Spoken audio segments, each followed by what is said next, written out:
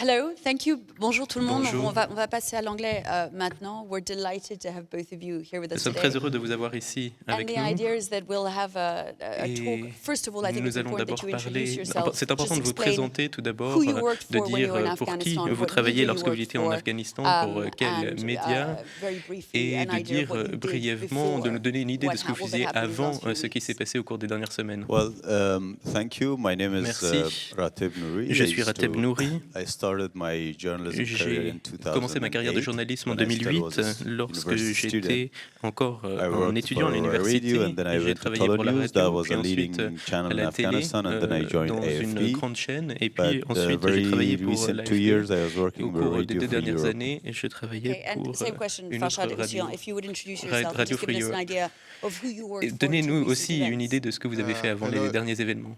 Hello everyone. Bonjour à I am tous, Farshad je Hussein. suis I Farsad started my, Hussein. journalism J'ai work, commencé mon in travail de journaliste 2013 en with AFP in 2013 northern avec provinces of l'AFP dans Afghanistan. les provinces du nord And de since l'Afghanistan then, et I'm a depuis photojournalist. je suis photojournaliste ou So both photoreporter. of you began your careers Vous avez listening to commencé in the sort of vos carrières bubble that dans cette was, bulle qui the existait American au occupation moment of de Afghanistan. l'occupation américaine de l'Afghanistan. Presumably for you, Pour vous, working as journalists at the time, en tant you que in Kabul, journaliste à l'époque à you Kaboul, produced et vous, outside vous Kabul, disiez en dehors de in the Kaboul, north of the dans le country. nord du pays, Things were, I imagine, et it les was possible choses to work. You étaient were given the différentes. Il freedom était to work. possible de Tell us a little travailler, bit vous about aviez what cette it was like liberté. before for you as Quelle était la journalists. situation à l'époque? Well, it was very different before Alors the c'était très Taliban came, différent of course. avant que les talibans Our arrivent. constitution had guaranteed the freedom of Il y avait speech and freedom une of media. liberté d'expression And et that une gave liberté us de a la lot of presse things. dans le For pays example, et ça nous permettait the beaucoup de recent choses. incidents that we Les saw, some of the incidents que nous reporters avons were vus, beaten up un by the certain nombre Taliban. de reporters qui ont And, été agressés we par les felt talibans, so c'est des choses qui powerless, n'existaient you know. pas. Nous If it was nous earlier, sentons impuissants. we would have actually Mais done a lot auparavant, to nous bring aurions pu the faire beaucoup de perpetrators to choses justice. pour So traduire that says a lot, les and auteurs en we have, justice. Donc, we did have a really, nous avions à good l'époque time and une good achievements during the bonne past 20 situation years, et and beaucoup de freedom of progrès au speech cours des was 20 dernières highlighted années. of La one of liberté those d'expression, achievements. c'était vraiment l'un de But ces now progrès importants qui everything has existait, mais changed aujourd'hui tout a overnight. changé en I'd like to put that quelques to you, heures. Farshad. What Khattab was just Farsad, explaining je there, the voudrais idea que vous that reveniez sur ce qui a there été had been a dit sense sur le of fait qu'il y freedom of avait speech, cette the power that liberté came with that, to d'expression be et able une to do your puissance, un work pouvoir in qui venait avec. Vous peace and pouviez solidarity, faire since, as you were cela saying, en paix had there avec la been such solidarité. incidents, had S'il y avait journalists would have des gathered incidents, en together tant que to journaliste, speak vous auriez your pu vous rassembler outrage. pour Tell dire us a little bit toute about votre your colère. feelings Alors of these pouvez-vous nous last few donner les weeks as sentiments you've que vous avez eus au watched cours des dernières semaines alors que vous avez melt vu away? la situation Yeah, positive well, the disparaître? Eh Taliban bien, takeover was la prise du pouvoir par les unexpected, talibans and it happened n'était pas attendue. we lost all the Elle a eu achievements lieu en of the 20 quelques years. jours et nous avons perdu tous ces progrès des 20 dernières années. La nouvelle génération croyait vraiment était pour la liberté d'expression et les droits de l'homme, mais après la prise de pouvoir des talibans, nous avons tout perdu et tout le monde a été très choqué. Est-ce que vous pensez qu'il y a peut-être eu de la trahison, vous ressentez de la trahison parce que vous avez été dans cette bulle de journalisme, vous aviez la liberté d'expression, vous vouliez faire votre travail et puis tout cela s'est évaporé. Oui, c'est exactement ce que je ressens personnellement parce que je pense que nous avons été trahis à la dernière minute et le peuple afghan, au cours des 20 dernières années, il pensait que les progrès étaient venus grâce à l'Occident, grâce aux États-Unis, qui a beaucoup soutenu l'Afghanistan de l'époque. Nous avions les droits pour les femmes, pour les enfants, pour les médias aussi, et pour toutes les plateformes également. Et donc, nous pensions que les pays occidentaux qui nous avaient aidés à venir continueraient à nous aider. Et à la dernière minute, avec l'accord qui a été passé en 2020. Il y a eu cet accord pour permettre l'évacuation du pays, qui n'était pas vraiment un accord de paix, et nous nous sommes sentis un peu trahis à l'époque. Et puis, il y a eu cette accélération au cours de l'année 2020 jusqu'à août 2021, et nous avons vu la situation qui existait. Alors, comme vous l'avez dit, on savait déjà ce qui allait se passer dès qu'il y a eu cet accord à Doha. Est-ce que vous avez, à cette époque-là, déjà commencé à vous inquiéter pour l'avenir et à prévoir votre sortie du pays, ou alors est-ce que vous espériez que quelque chose continuerait à exister? Alors, depuis l'époque où il y a eu cet accord entre les États-Unis et les talibans, avec aucune participation du gouvernement ou de représentants du peuple afghan, tout le monde ressentait ou savait que quelque chose allait venir, tout le monde était très inquiet. Par exemple, à l'AFP, on avait déjà demandé des visas pour les journalistes avant même la prise de pouvoir des talibans, alors que c'était tout à fait inattendu. On ne savait pas que ça arriverait aussitôt, mais beaucoup d'organisations et des médias avaient déjà préparé la situation, avaient déjà pris des mesures, par exemple, en demandant des visas avant la prise de pouvoir, pour se préparer, parce qu'ils savaient ce qui allait arriver. Oui, tout le monde savait que quelque chose allait arriver. Rateb, vous pouvez peut-être nous dire, pour vous, on a vu un certain nombre de scènes, vous les avez vues avec un peu de distance. Est-ce qu'il y avait... Nous les avons vues avec de la distance, mais alors quelle était la situation sur le terrain pour essayer de sortir de Kaboul après la prise de pouvoir? Comment vous avez pu quitter Kaboul? Alors, la situation était très différente. Lorsque nous avons commencé à prévoir cela, nous pensions que Kaboul tiendrait encore 6 mois. Donc nous avions pensé que nous pourrions ouvrir un autre bureau dans un pays de la région, et nous étions prêts à quitter le pays, mais nous n'avions pas encore de visa, parce que nous n'étions pas exactement prêts finalement, mais nous pensions qu'il allait falloir quitter le pays si la situation s'aggravait. Et puis soudainement, les talibans sont arrivés à Kaboul le 15 août, c'était un dimanche, j'ai envoyé mes parents en Inde. Je pense que c'était le dernier vol commercial qui partait vers l'Inde. Et puis, nous les avons laissés à l'aéroport, moi et ma femme. Et lorsque je suis rentré, j'ai eu un appel de mon beau-père qui me disait de ne pas bouger parce que les talibans étaient arrivés dans la ville. Alors nous aurions pu partir, mais le 19 août, mon bureau m'a demandé si je pouvais aller avec des collègues à l'aéroport. Nous nous y sommes rendus, mais nous avons attendu devant les portes pendant 20 heures et ma femme était enceinte, donc elle souffrait, c'était vraiment très difficile pour elle. Et puis après 20 heures, nous ne pouvions toujours pas nous rapprocher des portes de l'aéroport parce que nous ne pouvions pas taper les gens pour avancer. Mais c'était un chaos, vraiment. Oui, bien sûr, ma femme était enceinte, mes collègues avaient leur famille, leurs enfants avec eux. Si vous êtes tout seul, un homme, une femme seule, vous pouvez bien sûr essayer de pousser, essayer d'entrer dans l'aéroport. Mais la situation était difficile. Nous sommes revenus plus tard dans la ville et j'ai dit à mon bureau, je ne vais pas retourner à l'aéroport, sauf s'il y a un transport sûr qui est assuré. Et puis, plus tard, j'ai eu un message de mes collègues français qui avaient mis mon nom sur une liste de transport et nous avons pu quitter l'hôtel à 3 heures du matin. Nous avions des passes et nous avons pu atteindre l'aéroport. Nous avons passé une autre nuit à l'aéroport et je ne savais pas que mon nom était sur cette liste. Je voulais prendre n'importe quel vol pour quitter le pays, mais j'ai su ensuite que mon nom était sur une liste parce que j'avais travaillé pour l'AFP et c'est comme ça que nous avons pu quitter le pays. Donc des scènes vraiment très difficiles et pouvoir faire ce trajet si rapidement dans des situations difficiles, c'est compliqué. Mais vous avez aussi, Farshad, une histoire de comment vous avez pu quitter le pays, mais vous êtes très chanceux, vous avez pu quitter le pays. Quelle est la situation pour ceux qui sont restés? Alors, pour être tout à fait honnête, j'étais au bureau de l'AFP lorsque les talibans ont pris Kaboul et j'étais en sécurité. j'étais dans la Green Zone à cette époque-là, et il y avait déjà des attaques, des assassinats ciblés. Ils arrivaient vers cette zone sécurisée. J'étais à 1 kilomètre de l'ambassade française, mais je ne pouvais pas atteindre l'ambassade de cette journée. Je n'ai pas pu y aller parce que je ne pouvais pas sortir de la zone verte. Et donc, plus tard, j'ai pu contacter mon patron et j'ai pu quitter la zone verte grâce à mon patron, puisque les talibans acceptaient que les étrangers puissent passer. J'ai pu me rendre à l'ambassade et puis les forces spéciales françaises nous ont emmenés à l'aéroport. Donc nous avons eu un peu de chance dans ce cas. Vous étiez chanceux, mais il a fallu quand même quitter votre domicile, quitter votre maison. Oui. On a vu qu'il y a eu une explosion, par exemple, à l'aéroport, et beaucoup de personnes sont mortes.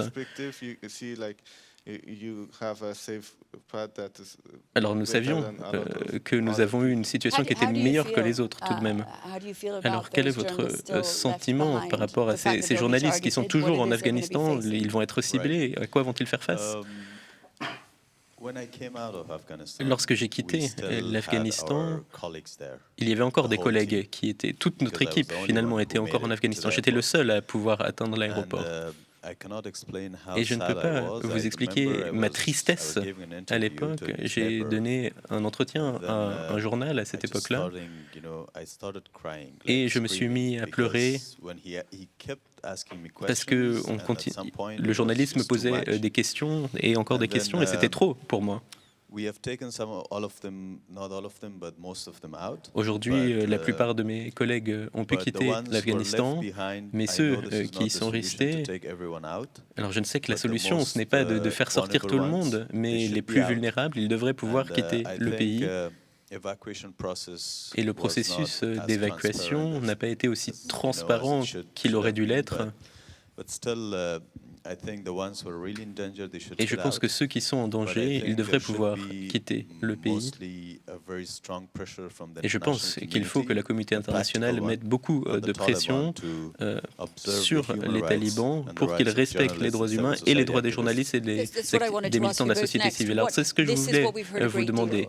Nous avons beaucoup entendu parler du fait que par rapport aux années 90, les talibans sont différents, ils vont respecter les droits humains, les journalistes, par exemple. Est-ce que vous pensez que ce sera le cas? Eh bien, oui, enfin, l'idée que les talibans étaient des gens bien parce qu'ils avaient signé un accord, finalement, ce n'est pas vrai. On voit bien qu'ils n'ont pas changé. Ils continuent d'empêcher les filles d'aller à l'école, les femmes de travailler, même les femmes journalistes doivent rester à la maison, ne peuvent pas se rendre au travail. Et donc voilà.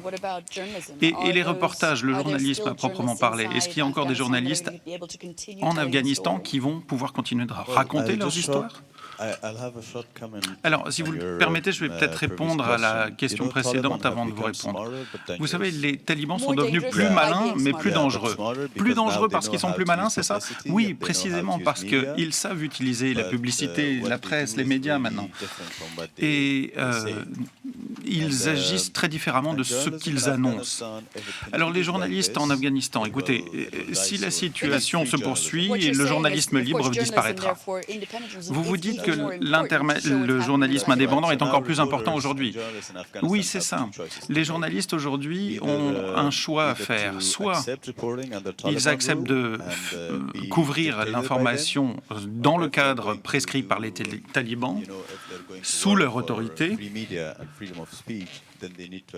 ou alors, s'ils acceptent de travailler pour des médias libres, il faut qu'ils acceptent de mettre leur vie en danger. Et ça, finalement, c'est impossible quand on couvre depuis l'étranger. Mais couvrir depuis l'étranger, c'est pas la même chose que d'être à l'intérieur. Oui, et puis couvrir depuis l'intérieur du pays, c'est une question de vie ou de mort. Oui, c'est ça. Donc il faut risquer sa vie ou être prêt à le faire. Oui, c'est ça. Nous, tous les organes de presse couvrent la situation. Officiellement, je ne travaille pas, mais vous savez bien qu'il y a des organes de presse qui couvrent. Par exemple, nous avons un certain nombre d'organes qui sont là-bas. Tola News était la grande chaîne de télévision afghane, le symbole de la liberté d'expression, du commentaire critique sur l'action de l'État. Et moi, quand je regarde les nouvelles aujourd'hui, je suis très triste parce que je sais quelle pression est exercée à leur encontre et je sais qu'ils n'ont pas les moyens de couvrir librement l'actualité. Mais je sais combien c'est difficile d'être libre et impartial.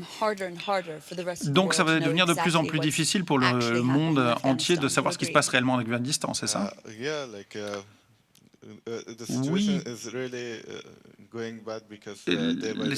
Les choses sont... La situation est très mauvaise. Les talibans nous disent qu'ils ont changé, mais c'est simplement pour être reconnus par la communauté internationale. Sans reconnaissance de la communauté internationale, ils commenceront à massacrer. Et aujourd'hui même, on voit que certains groupes ethniques comme les Hazaras et les chiites sont forcés de quitter leur domicile. Et puis, il y a eu cet attentat à la mosquée. Eh bien, ça, c'était très clairement l'illustration... Enfin, on disait que les talibans devaient pouvoir assurer la paix et l'ordre public s'ils prenaient le contrôle de la situation. Et pourtant, on voit bien qu'il y a toute une série d'explosions, d'attentats, toutes ces centaines de personnes qui sont mortes dans cette mosquée chiite il y a 3 jours de cela. Donc on voit bien qu'ils n'arrivent même pas à assurer la paix. Et vraiment, on a perdu tout ce qu'on avait réussi à faire. Oui, tout ce qui avait été fait auparavant. Rateb, vous nous avez parlé de la pression qui devrait être exercée par la communauté internationale pour que les talibans rendent des comptes, respectent les engagements pris. Est-ce que vous vous attendez à ce que ça se passe réellement? Que dites-vous de ce qui a été fait jusqu'à ce jour? Eh bien, il y a une vraie différence entre l'Europe et les États-Unis. Et j'y reviendrai. Mais je dirais tout d'abord que je ne m'attends pas à ce que les choses changent très rapidement. On sait très bien que les talibans vont rester aux commandes pendant un certain temps. Ça va être difficile de les renverser et les États-Unis, me semble-t-il, ne vont pas vouloir s'impliquer dans ce combat à court terme. Donc on peut s'attendre à ce que les talibans restent aux commandes pendant quelques années encore. Les États-Unis parlent tout le temps des droits des femmes et des droits des enfants et d'autres choses évidemment, mais plus que toute autre chose, aujourd'hui, ce sont des slogans, rien de plus, pas suivi d'actions concrètes. Alors, évidemment, en 2 mois, on n'a pas vu les talibans être reconnus par la communauté internationale, ce qui est une bonne chance, mais c'est un peu compliqué pour les Afghans eux-mêmes. Alors, ces slogans, tous ces slogans, eh bien, il faut qu'ils soient mis en action. Je ne crois pas que la communauté internationale en fasse assez pour exercer une pression sur les talibans. Les talibans ont besoin d'aide internationale. Ils ont besoin d'avoir accès aux actifs afghans qui doivent être rendus disponibles. Donc vous nous dites que la communauté internationale a un moyen d'action. Réponse oui, un vrai moyen d'action, un levier d'action. Les talibans ne survivront pas juste parce que quelques militaires pakistanais les soutiennent. Il faut que leur nom ne soit plus inscrit sur la liste noire. Il faut que les actifs afghans soient accessibles. Ils ont besoin d'aide. Sinon, vous avez vu les rapports des Nations Unies qui montrent que 90% des Afghans vivent en situation de pauvreté. Et ça, c'est difficile à gérer à moins d'avoir une bonne relation avec la communauté internationale qui peut vous donner des financements et de l'aide. Donc je dirais que la communauté internationale a de ce fait un moyen d'exercer une pression sur les talibans pour qu'ils mettent en place un gouvernement inclusif, et par là j'entends un gouvernement qui inclut tous les groupes ethniques, tous les groupes de la société afghane qui puissent se retrouver dans le gouvernement. Et puis les talibans doivent respecter les droits de l'homme, y compris les droits des femmes, des enfants, etc.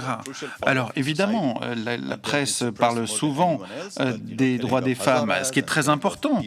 C'est un élément essentiel de la société, mais il y a aussi les droits des Hazaras, les charniers qu'on trouve dans le nord du pays. Toutes ces questions-là doivent être traitées et utilisées pour forcer les talibans à agir plutôt que de juste les rencontrer au Qatar. D'ailleurs, le bureau de Qatar devrait être fermé. Évidemment, ils sont aux commandes en Afghanistan, c'est là qu'il faut négocier. Est-ce que vous avez l'impression, maintenant qu'ils ont le pouvoir, qu'ils aient l'intention d'agir en fonction de leurs promesses? Eh bien, on voit que certains pays, notamment la France, cherchent à obtenir d'eux qu'ils changent, mais je crois que c'est impossible parce que ce sont des extrémistes, des fondamentalistes, et alors même qu'ils ont dit qu'ils étaient prêts à accepter un gouvernement élu, en fait, ils veulent réduire la représentation des minorités et n'avoir de représentants des minorités que ceux qui seront sous leur coupe. Ces gens-là ne croient pas à la démocratie. Oui, c'est intéressant ce que vous dites. Est-ce qu'il n'y a pas finalement une contradiction fondamentale impossible à réconcilier? Les talibans ne peuvent pas être ceux qu'ils disent vouloir être. Oui, alors on dit parfois que les talibans sont j'allais dire autochtones. Écoutez, 100 000 combattants talibans, ça ne représente rien en termes de proportion de la population afghane. Ils représentent finalement une culture qui n'est pas une culture afghane. Leur interprétation de la religion de l'islam n'est pas l'interprétation traditionnelle de l'Afghanistan. Donc ils ne représentent pas l'Afghanistan et ils ne soutiennent, d'ailleurs ils ne sont pas prêts à changer. Donc s'ils ne sont pas prêts à la changer, eh bien il va falloir les forcer à changer parce qu'ils ont besoin de notre aide, de votre aide. Le mollah Hebatullah est invisible, enfin on ne sait pas qui c'est vraiment. Et puis le mollah Hassan qu'on voit, mais qui ne parle pas à la presse. Le mollah Hebatullah, on l'entend parler, il s'exprime, mais on ne le voit pas. Donc il y a ces deux êtres un peu mystérieux qui décident tout à eux deux, et personne ne sait vraiment qui les dirige. Et alors, on n'a plus beaucoup de temps, mais d'un point de vue peut-être plus personnel, vous avez dû partir précipitamment, lâcher vos vies, vos maisons, vos amis, vos familles. Arriver ici en France et devoir tout recommencer, qu'est-ce que ça fait, enfin, qu'est-ce que ça représente et combien finalement voulez-vous à l'Occident et aux États-Unis particulièrement d'avoir permis l'émergence de cette bulle dans laquelle vous êtes devenu journaliste, où vous avez travaillé et d'où vous avez dû fuir? Eh bien, un sentiment partagé. J'ai encore beaucoup de choses à traiter, à surmonter. Je suis encore très triste. J'espérais pouvoir contribuer à un changement positif. J'ai travaillé pour un certain nombre d'organisations et d'associations pour mieux faire prendre conscience des questions liées au changement climatique ou autres. Et quand on se rend compte qu'on a finalement perdu 20 années de son histoire et qu'on a gâché toute cette énergie, tous ces efforts, eh bien c'est impossible à expliquer. Et puis c'est affreux. Oui, ça me fend le cœur, effectivement. Les talibans ne cherchent pas à réfléchir. Pour eux, tout est noir ou blanc ou noir. Soit on a travaillé avec l'État et avec les étrangers, soit ce n'est pas le cas. Et il y a 15 jours de cela, ils sont venus à la maison familiale, ils ont arrêté mon fils, demandé où j'étais moi. Il y a encore un de mes frères qui est journaliste. Enfin, c'est effrayant. Et me voici ici, alors que je n'ai jamais voulu ça. Oui, c'est horrible, effectivement. Ce sont aussi toutes les histoires que vous entendez de vos collègues qui sont affreuses. Oui, alors comme il l'a dit, on est effectivement très partagé. Quand on est arrivé, mon épouse et moi, à Paris, on nous a fait sortir en premier parce qu'effectivement, mon épouse était enceinte, comme je vous le disais. Et nous avons, en arrivant à l'aéroport, commencé à pleurer, à sangloter très fort. Parce que nous ne comprenions pas, certes, comment notre avenir allait s'organiser, mais on voyait surtout qu'on était, oui, en sécurité, mais qu'on ne savait pas ce qui allait se passer, qu'on était complètement déracinés, qu'on avait tout laissé sur place. Oui, le pays était ravagé par la guerre, mais c'était chez nous, là où étaient nos racines, notre culture, nos familles, notre éducation, tout ce dans quoi on avait investi. Si j'avais su que je devrais partir précipitamment en 2021, je serais parti en 2010, parce que ces 10 années, je les aurais investies ailleurs et je me serais installé ailleurs. Je ne serais pas aujourd'hui perdu au milieu de nulle part. Évidemment, je suis ravi d'être ici en France, et comme vous l'avez dit, nous sommes parmi les chanceux, mais on a quand même tout perdu, et on se rend compte qu'il va falloir tout recommencer à partir de zéro, à partir de rien. Combien de temps est-ce que ça prend de se rétablir, se reconstituer? Oui, c'est effrayant d'un point de vue personnel et politique. Merci beaucoup à tous les deux de nous avoir accordé un peu de votre temps, et merci pour tout votre travail. Merci à tous les deux d'avoir été avec nous ce matin.